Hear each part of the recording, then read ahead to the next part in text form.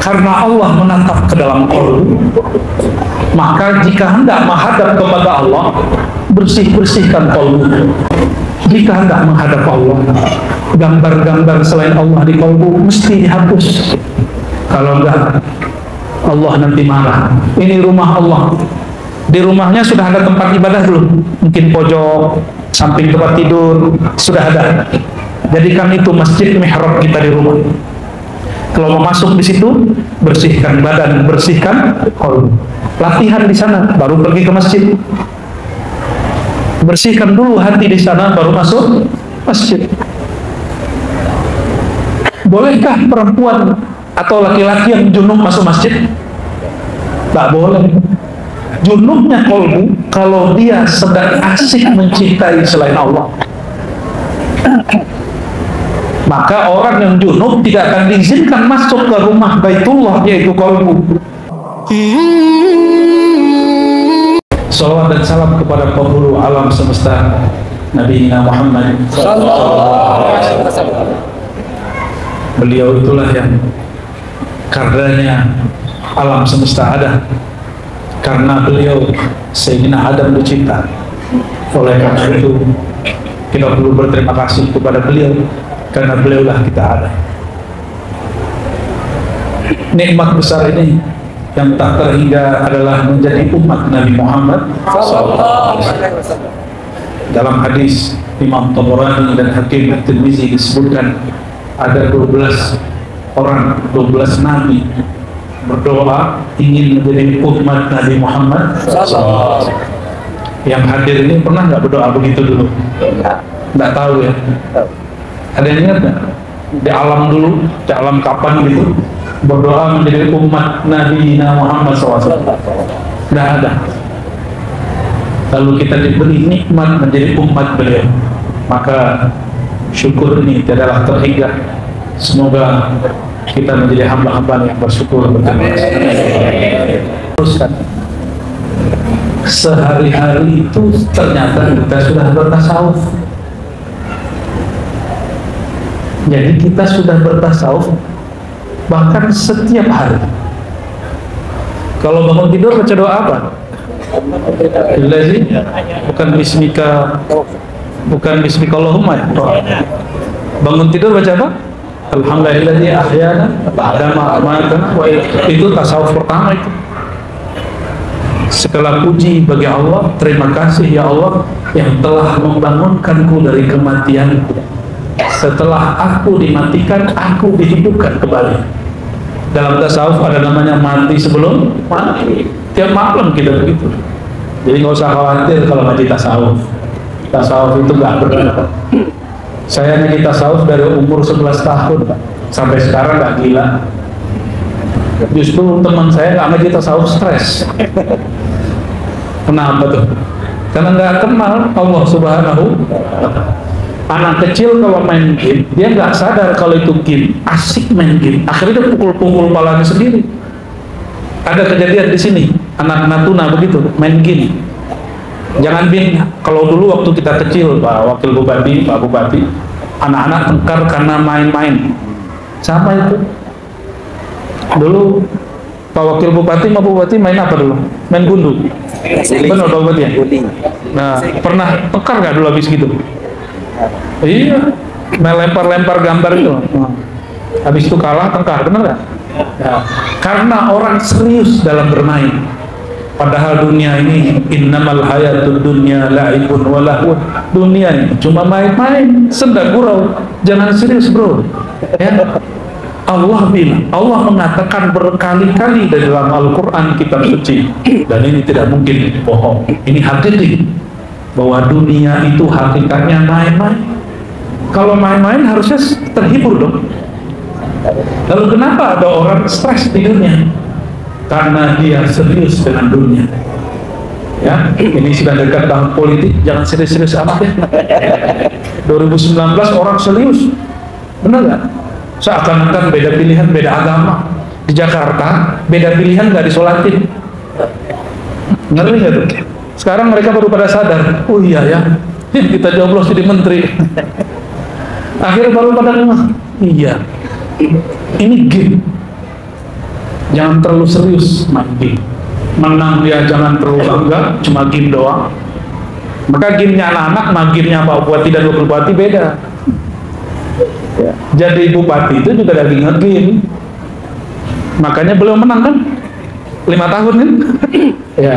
Dan ada yang kalah tuh. Caleg-caleg ada yang kalah. Itu kalah game. Tapi ada yang stres kan? Banyak. Ini survei real. Setiap kali selesai pemilu, itu rumah sakit jiwa ramai Pak. Ramai. Kenapa? Karena orang terlalu serius main game. Ya, kita doakan yang sedang main game ini, gamenya serius ini, karena banyak butuh duit. Anak-anak sekarang kalau main game butuh duit loh Pak, minta top up. Ada tahu nggak top up? Waduh, anak saya kalau main game minta top up nih. Kita nggak ngerti top up apa. Biasanya kami top up tuh kalau mau masuk tol, ada kartu kita isi dulu, top up. Ternyata gamenya anak-anak ini sekarang pakai top up.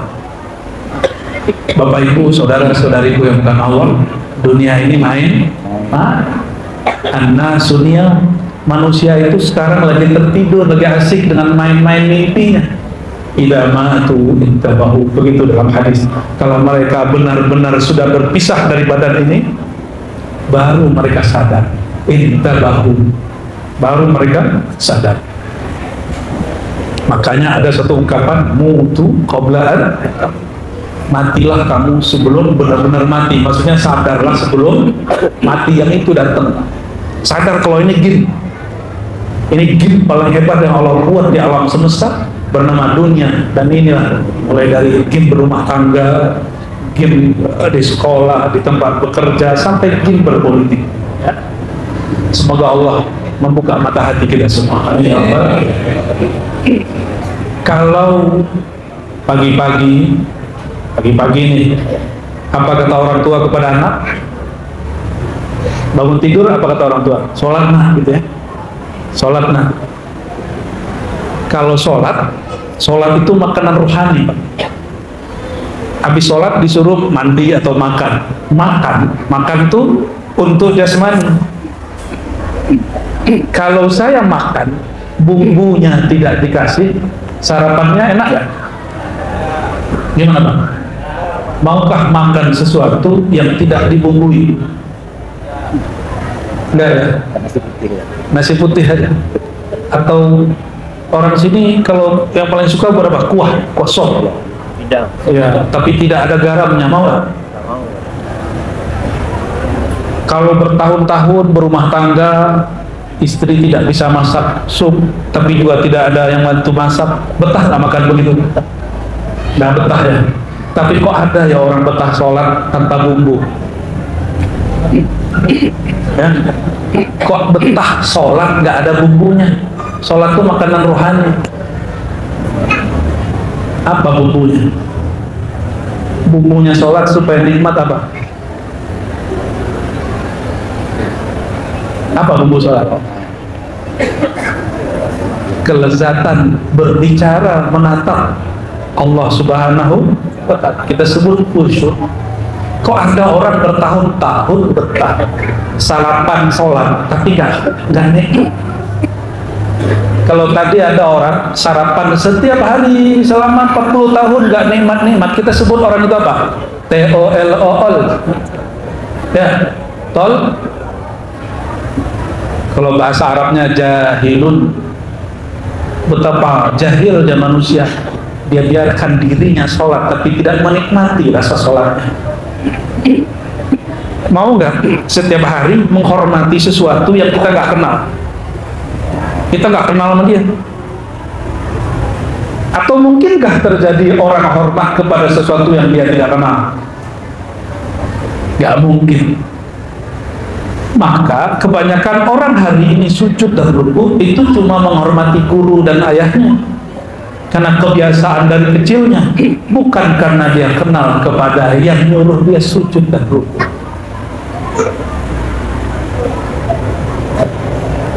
Kalau Pak Bupati dan Pak Wakil ini nyamar pakai baju kaos, orang nggak tahu, nggak ada patwal.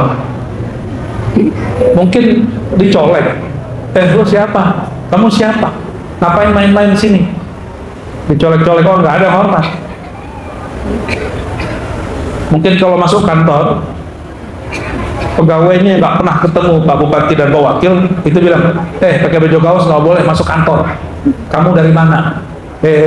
Nih nggak boleh pakai sendal, mesti pakai sepatu. Dia nggak tahu kalau yang mau masuk ini Pak Bupati dan Pak Wakil baru turun dari Gunung Rana.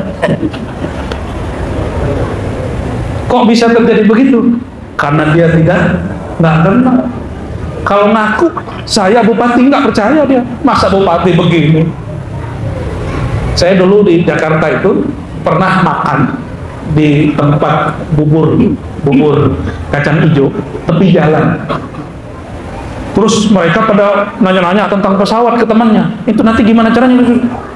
Saya nyeletuk, lagi asik-asik bahkan nyeletuk, jawab cara naik pesawat, cara beli pesawat. Apa kata dia? Masa kamu tahu? Kalau orang naik pesawat nggak mungkin makan di warung saya. Itu ngomongnya begitu. Ya, nggak tahu dia kalau saya hampir tiap hari naik pesawat. Tapi begitulah. Seperti itu orang kalau nggak tahu. Saya pernah datang ke kampus, itu dibentak Pak Mas Satpam, karena saya ke kampus pakai sarung. Gak boleh masuk sini, gak boleh parkir. Ini khusus buat dosen. Saya diam senyum aja. Iya Pak. Habis itu datang lagi satpam satu lagi. Kamu siapa? Kok parkir di sini? Ah itu baru agak kesal tuh. Akhirnya saya ngomong, tahu kamu tuh siapa? Saya tuh. Kamu baru kerja di sini. Saya sudah kerja di sini sekian tahun. Saya dosen di sini. Itu agak emosi Pak. Tapi habis emosi, saya kasihan sama dia. Ya. Jadi setelah kita kenalkan diri, baru minta maaf, baru cium tangan, segala macam. Ya, ini contoh. Dan itu bukan sekali dua kali, karena sering ke kampus pakai sarung. Orang ke kampus biasanya pakai apa? Pakai celana. Ya, kayaknya harus ada nanti ngajar pakai sarung gitu, harus ada gitu di kampus nanti. Tapi itu tanda si satpam dia bekerja dengan baik. Benar kan? Ya. Saya kalau ada satpam begitu sebenarnya senang. Cuma karena nanyanya berkali-kali dan itu bukan dua orang. Ya, akhirnya egois kita muncul. Bapak Ibu yang bukan Allah, maksud saya nyebut begini apa? Kita ini baru hormat orang kalau kenal. Orang itu nggak ada beban menghormati sesuatu kalau dia kenal siapa yang dia hormati. Maka kenapa sholat itu selama ini jadi beban? Karena orang tidak kenal siapa yang dia sembah. Itu inti tasawuf. Berarti tasawuf itu basic atau tinggi? Basic.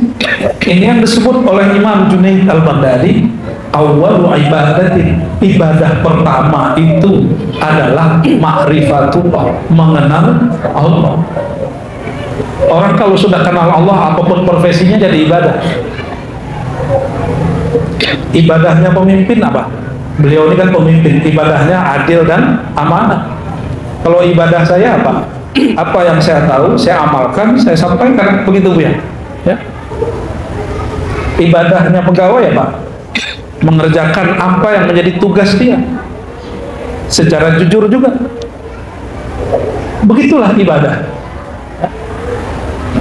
Maka ayat yang sering kita baca, wa ma khalaqtul jinna wal insa illa liya'budun, tidak aku ciptakan jin dan manusia kecuali untuk, kalau terjemahan Kementerian Agama karena beliau orang Kemenak nih, untuk menyembah aku. Itu terjemahan Kementerian Agama. Tapi terjemahan kan belum tafsir secara umum, secara global ya. Ini baru salah satu tafsir.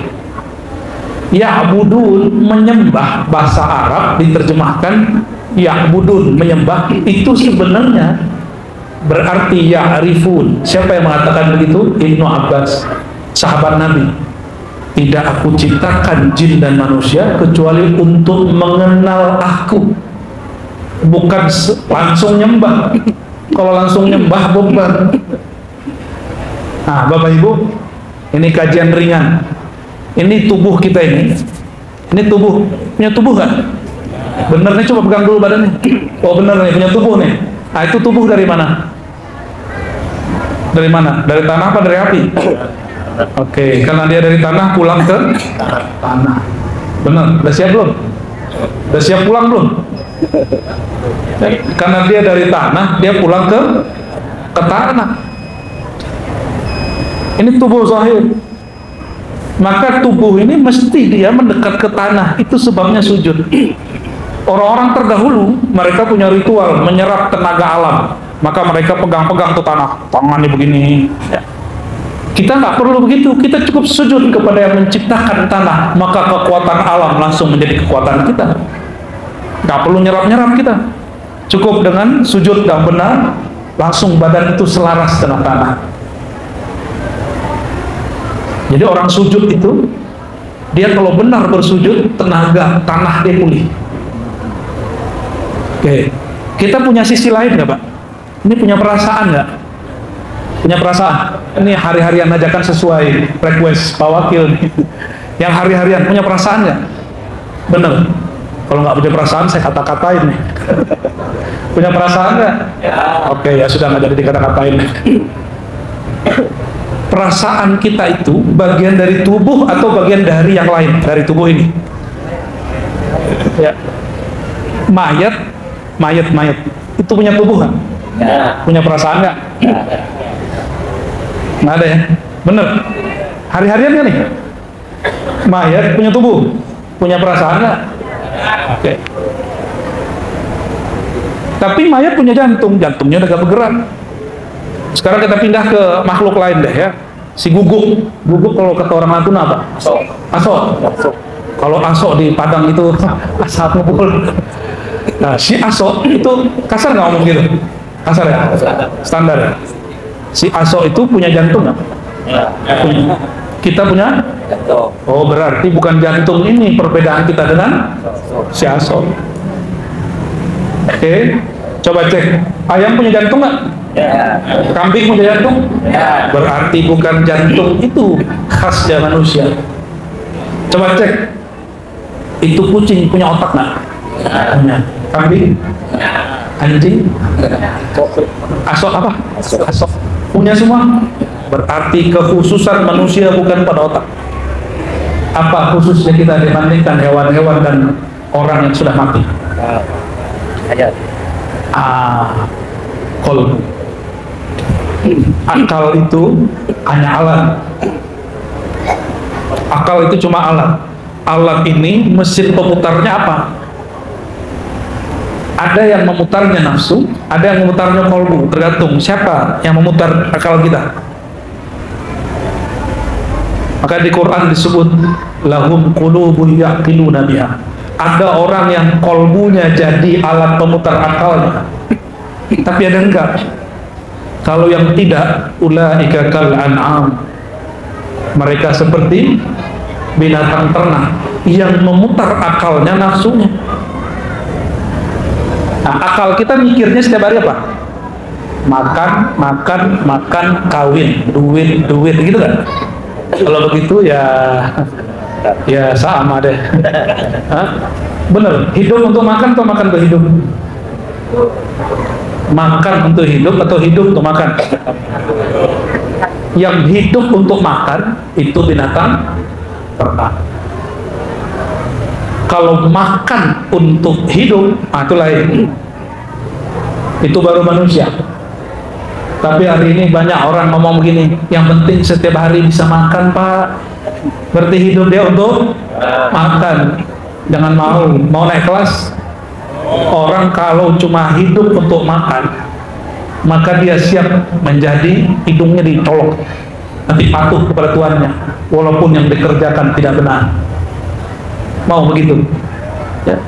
Tapi kalau kolbunya yang mengendalikan dia, kolbu dia yang membuat dia bisa berpikir, kolbu itu hanya menatap kepada Allah. Setiap sholat baca wajah tuh nggak? Ini hari-hari ya, wajahku, aku hadapkan wajahku kepada pencipta langit dan bumi. Itu yang menghadap siapa? Tubuh ini atau kolbu? Benar. Sudah terasa belum? Sudah terasa belum? Coba berani nggak ngadep mama Pak Bupati, Pak Wakil, tapi pakaiannya nggak sopan kalau di kantor? Berani nggak? Nggak berani. Kita Pak Guru SD aja nggak berani. mesti pakai sepatu rapi, pakai baju rapi, mau hadap. Karena yang ditatapnya adalah baju. Allah yang ditatapnya apa? Allah nggak natap baju. Baju itu hukum syariat. Yang ditatap Allah itu qalbu. Ya, hadisnya sahih itu. Innallaha yanzuru ila qulubikum. Allah jika menatap ke dalam qalbu. Masih ingat dulu kalau orang dulu itu mau ketemu kekasihnya apa namanya Pak Wakil? Mau ketemu ngapel. Gak ada bahasa lain. Mandoy. Oke, bahasa sini ya.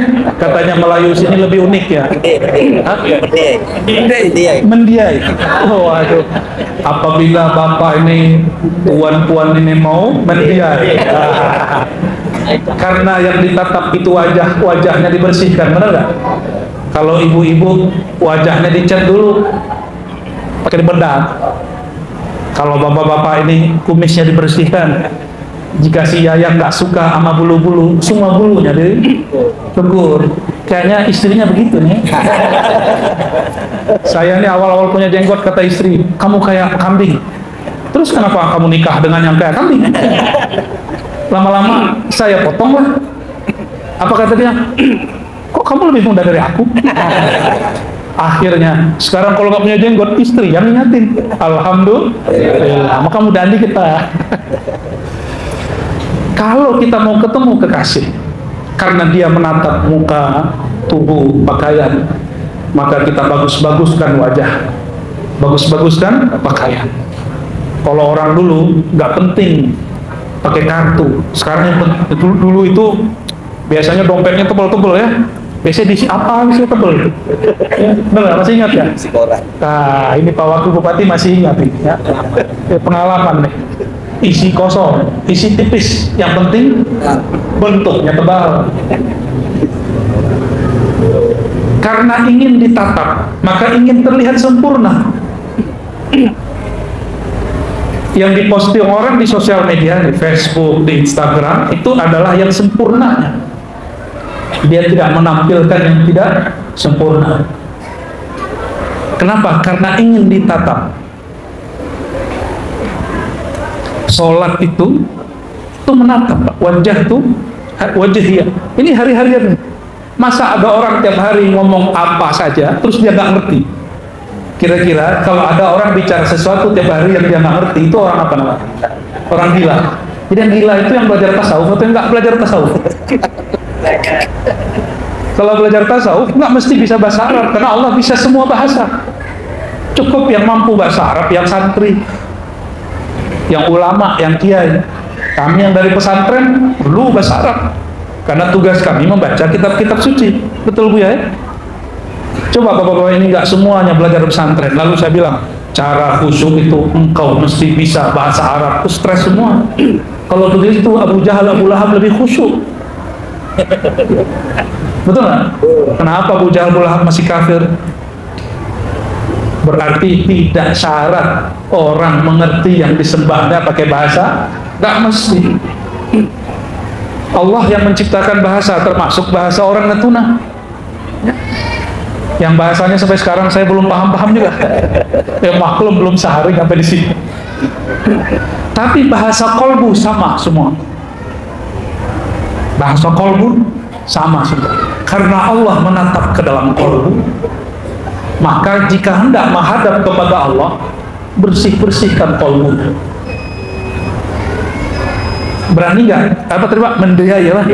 Mendai. Berani nggak mendai tapi nggak mandi? Hah? Nggak berani. Ya?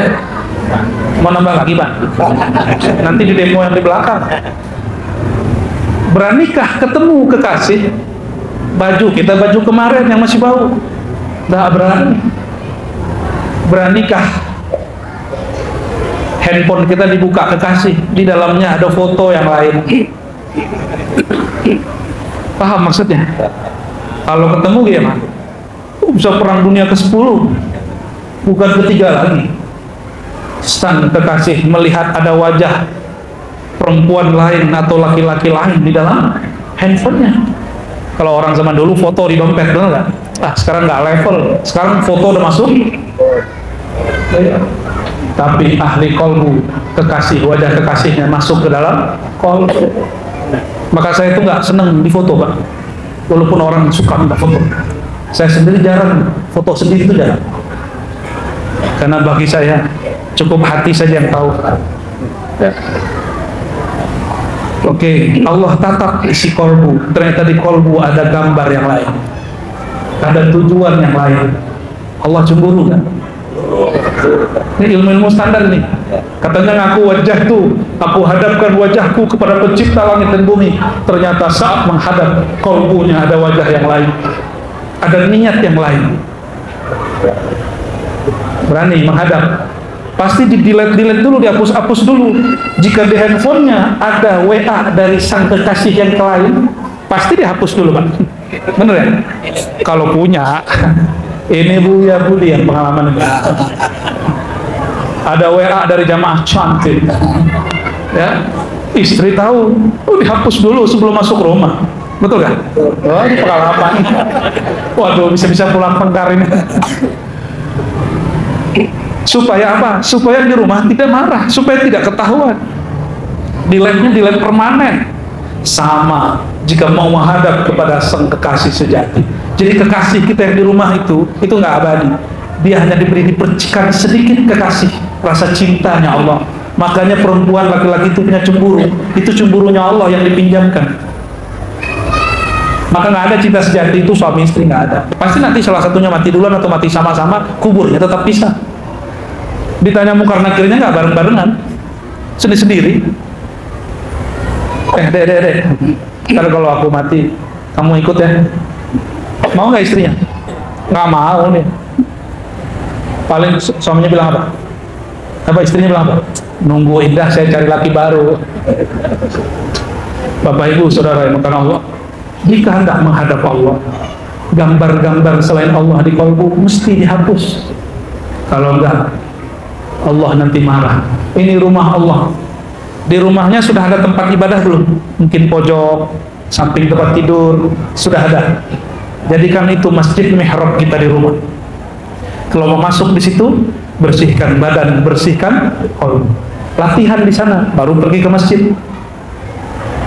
Bersihkan dulu hati di sana, baru masuk masjid. Bolehkah perempuan atau laki-laki yang junub masuk masjid? Tak boleh. Junubnya kolbu kalau dia sedang asik mencintai selain Allah. Maka orang yang junub tidak akan diizinkan masuk ke rumah Baitullah, yaitu kolbu. Kolbul mu'min Baitullah. Kolbunya orang beriman itu Baitullah. Ini masjidnya, benar masjid, bukan gereja toh? Tapi sudah pernah belum melihat masjid bentuk-bentuk gereja? Sudah pernah. Berarti yang penting itu bukan kubahnya, yang penting itu kolbu yang zikir di dalam masjid. Benar. Kolbu yang berzikir dalam masjid, sehingga disebut masjid itu masjid tempat sujud, karena kolbu sujud di dalamnya. Ini kubahnya 100 tapi nggak ada orang zikir di sini. Masjid atau candi atau museum? Jangan-jangan ini museum. Maka jamaah yang dimuliakan Allah, sebelum menghadap Allah, kenapa disyariatkan berwudu? Wudu itu tidak hanya membersihkan diri dari hadas, tapi yang paling penting adalah membersihkan kolbu dari gambar-gambaran selain Allah Subhanahu wa ta'ala. Itulah rahasianya kenapa wudu tidak sempurna jika yang berwudu tidak menyebut nama Allah di dalam kolbunya. La wudu aliman lam yadhkur ismallah.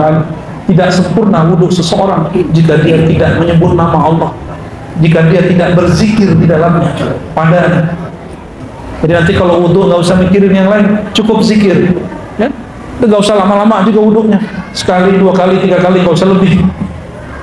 Nah, di saat berwudu itu, tidak hanya yang dibersihkan wajah, etikatkan sedang membersihkan wajah, kolbu. Kolbu ini kalau tidak kenal Allah, maka dia cari muka kepada makhluk, maka dia niat. Disinilah muncul orang ingin cari muka. Cari muka itu bahasa Arabnya apa?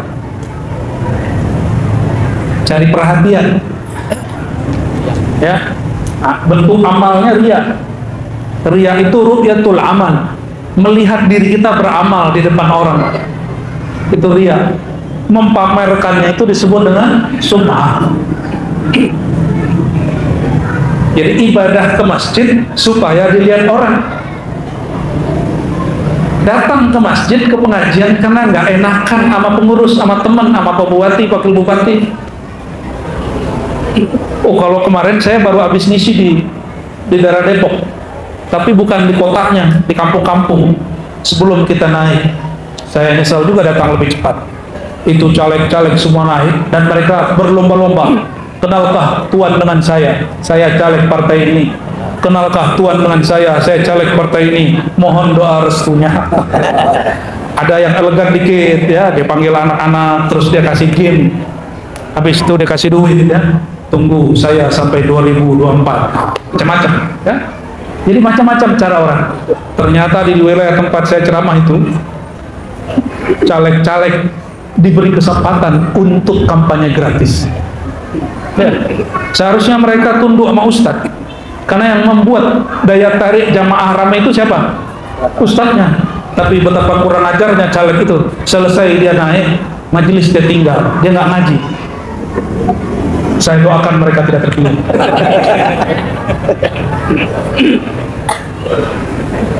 Kok jadi begitu ya? Begitu orang hari ini, Pak. Cari muka. Kalau bahasa kitanya pencitraan. Pencitraan itu boleh. Karena Sayyidina Adam itu citranya Tuhan. Allah mengenalkan salah satu keindahannya melalui Sayyidina Adam. Bahkan Sayyidina Muhammad itu adalah mazhar wujudillah, adalah cara Allah mengenalkan dirinya kepada alam itu lewat Nabi Muhammad SAW. Kita ini nggak ada yang melihat Allah toh? Nggak ada? Ada yang pernah lihat Allah nggak di dunia ini? Kan nggak ada. Ada yang aku lihat Allah, saya tanya, emang yang kamu lihat kayak gimana? Kamu pejam mata, Rozi, rasakan ada warna hitam. Saya pejamlah mata. Betul gelap. Apa kata dia? Itulah Tuhan. Ngeri itu Pak Wakil. Nggak tahu dia ngaji di mana lah ini orang ini. Ya? Kok mengatakan Tuhan itu hitam? Ternyata nggak lama habis itu kejadian aneh-aneh. Ya? Bapak Ibu Saudara Saudari yang karena Allah, inti kajian malam ini sederhana. Inilah yang disebut di hadis Imam Tirmizi. Kita ini gak ada yang bersih dari dosa. Nanti di akhirat ada orang dihisab. Kalau dihisab itu berarti diperiksa oleh malaikat yang bertugas seperti malaikat penyidik, kayak orang penyidik di sini. Lalu disidangkan. Ada hisab, ada mizan, disidangkan. Hasilnya keluarlah laporan, semua daftar keburukan, mulai dari ujung rambut sampai ujung kaki ada maksiatnya. Selesai disidang, ternyata sidang itu berkali-kali, nggak hanya di sini, ada sidang dalam sidang, ada sidang setelah sidang, ada orang naik banding. Nanti di sana juga sama. Ketika sudah putus persidangan bahwa orang ini berdosa dari ujung rambutnya sampai ujung kakinya dosa, maka malaikat azab tarik dia. Hadis Imam Tirmizi, ditariklah dia. Tiba-tiba Allah Zul Jalal wal Ikram yang selalu menatap ke dalam kolbu mengeluarkan kita, wahai malaikatku, ada satu yang belum kalian sidangkan, satu yang belum kalian periksa, satu yang belum kalian timbang. Bertanyalah malaikat, apakah itu wahai Rabb, ya Tuhan? Bedahlah jantungnya, bedah dadanya, ambil isi jantungnya, itu berkait dengan kolbunya, apa isinya? Dibukalah dadanya, diambil jantungnya. Betapa kagetnya malaikat yang bertugas menyidang orang ini. Jantungnya menyebut la ilaha illallah. Di hadis Imam Baihaqi, Allah, Allah, Allah. Maka diambillah itu kalimah, ditimbang dengan semua dosanya. Apa yang terjadi?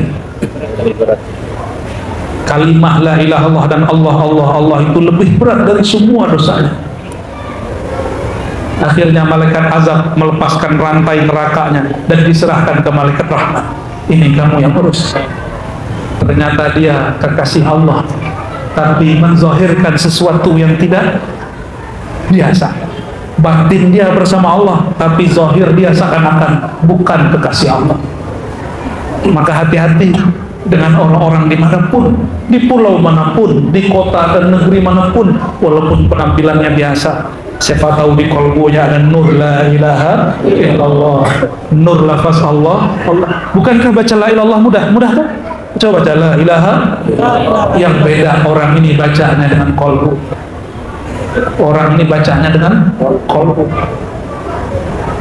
Itu yang disebut di hadis Imam Bukhari.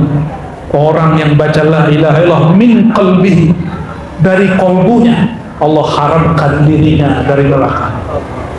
Karena kolbu berkait dengan jantung, jantung berkait dengan seluruh tubuh, berarti darah dia semuanya sudah terkena lafaz Allahu Allah, la ilaha illallah. Neraka mau bakar gak berani. Kenapa? Karena darahnya bau kalimah la ilaha illallah. Seandainya malaikat azab bawa dia masuk neraka, itu neraka api nggak bisa bakar, malah menyusahkan malaikat di neraka. Dan itu ada Pak nanti. Kalau Bapak Ibu ini nggak percaya, masuk neraka duluan. Insya Allah nanti itu terjadi, ya. Nanti orang kalau nggak percaya, akan ada 1-2 hamba Allah yang disiksa. Api setiap kali mendekat, apinya padam. Api setiap kali membakar, apinya padam. Ternyata dalam tubuh orang ini berdiri kalimah Allahu Allah. Bapak Ibu yang bukan Allah, inilah oleh-oleh pada malam ini. Mari pelajari cara membaca nama Allah di dalam Allah. Di sini banyak guru-guru, kiai-kiai yang mereka punya sanad keilmuan zikir tentang ini, ambil dari mereka. Ya, nggak usah jauh-jauh ke Jakarta, ke Padang. Ya, cari dari orang yang ahli di dekat sini, supaya tidak susah-susah berguru. Ya, adapun kajian-kajian yang ada di YouTube itu cukup sebagai motivasi. Ilmunya ambil dari ahlinya, dan tidak ada pulau kecuali ada ahli zikir di situ. Tiada negeri kecuali ada wali Allah di situ. Saya yakin itu hakul yakin. Barangkali itu Pak Bupati, mewakil jamaah semua, semoga sedikit oleh-oleh kolbu ini bisa membuat kita semangat untuk mengenal Allah SWT. Amin ya rabbal alamin. Wa sallallahu ala sayyidina Muhammad. Subhanakallahumma wa bihamdika asyhadu an la ilaha illa anta astaghfiruka wa atubu ilaik. Assalamualaikum warahmatullahi wabarakatuh.